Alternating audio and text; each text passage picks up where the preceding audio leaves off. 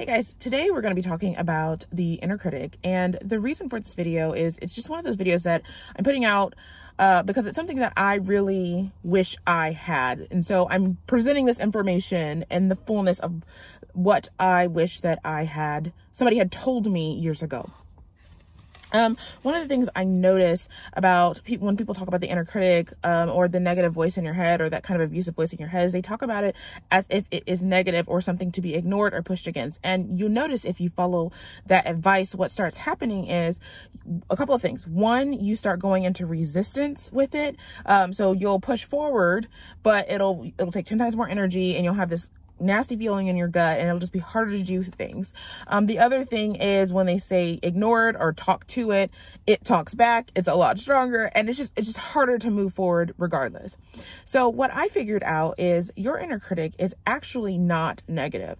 And a lot of spiritual things, when you're dealing with shadow work or things like that, they appear one way and then they're the other. A lot of spiritual matters are very paradoxical, and this is one of them.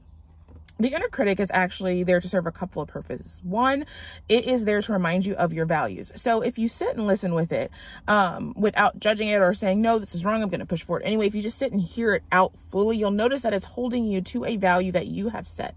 And it is your role to then redefine that value and say, yes or no, I'm no longer going by this, or this is not the way, which we'll talk about later, but it does hold you to your values. The other role of the inner critic is sometimes I have found for myself that I have gone so long without listening to myself that the only way my inner monologue can get me to listen is to speak negatively. And I have noticed that as I started taking myself seriously, as I started taking my desires seriously and putting more emphasis the first time on what I want, instead of what everybody else wants, that voice ends up getting a lot nicer. So the role of the inner critic is to protect you. It's as with all of your functions, to protect you, to hold you to something, to hold you to a value, and to assist you in your journey. And so it's going to do anything by any means necessary to do that. Now, well, dealing with it is a whole nother thing. Excuse me, I have my notes here. As with most things, the way to deal with this thing is to listen to it. When you sit and listen to any of your feelings, you'll find out a lot more about it.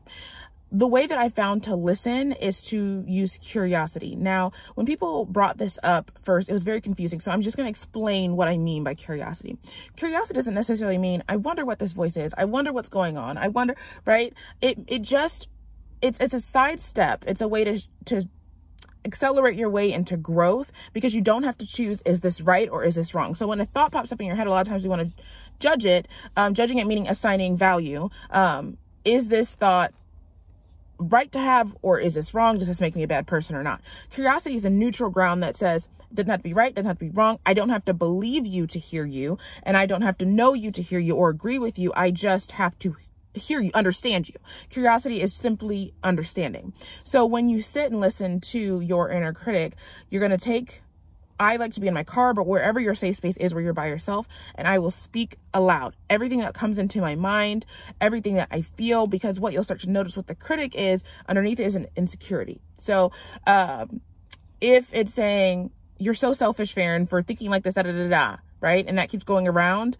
When I sit and listen to it, it may say, the core root of that thought is, I feel that I am very selfish. And I am afraid that I am a selfish person. So I need to hold myself accountable so that I don't act in accordance with the selfishness that I feel. Does that make sense? Now, as you get deeper, you'll find you're really not selfish, because to have that thought, you have to, or that concern, the root of you is not selfishness, and whatever is manifesting is probably you going against your values. That's a whole nother topic for a whole nother day.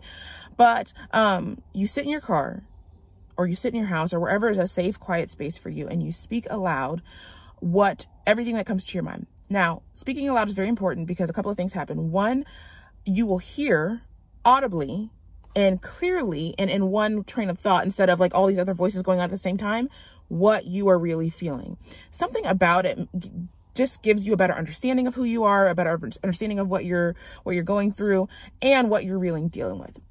The other thing is something else begins to happen. Now, new things begin to happen because now you're setting it the intention of, I'm looking to solve this, or I'm looking to make this better in my life. So new ideas, ways of thinking will start to come to you. And what will happen is what's coming up is old things that want to be free so that you can step into that. So everything inside of you and around you is working for you. And you'll begin to see this in this process when you begin to speak. That's why I say speak anything that comes up in your mind, because it may be things that seem completely irrelevant, completely just, it doesn't make sense. It doesn't connect to the topic at hand, yet it will by the end of your session. As you begin to do that, just with anything in your life, you'll notice that the voices in your head will quiet down. A lot of them will go away, and you'll begin to think more clearly and one-track mindedly. As you begin to work on this issue over time, the inner critic that is always so negative and so loud and so crass will begin to be more gentle, more soft, and sometimes it'll even go away.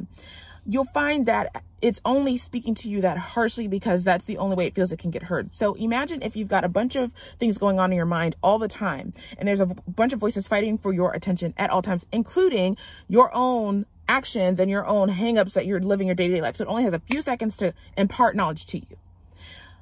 Will you hear, please, let's go eat, no. You'll more likely respond to, or at least pay more attention to, get your ass up and go eat, right?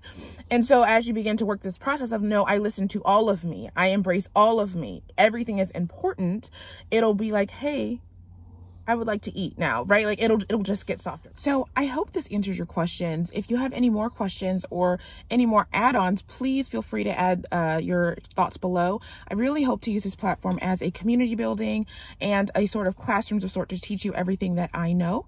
So please feel free to leave your comments and your thoughts below. I would love to talk to you later. If you would like to join our classroom where we teach more on this, I have a lot of handouts and freebies, and I have a newsletter, just a lot of things that I feel are very beneficial for the collective. If you are interested in that, please check out that information below. I'd love to talk to you later. Bye.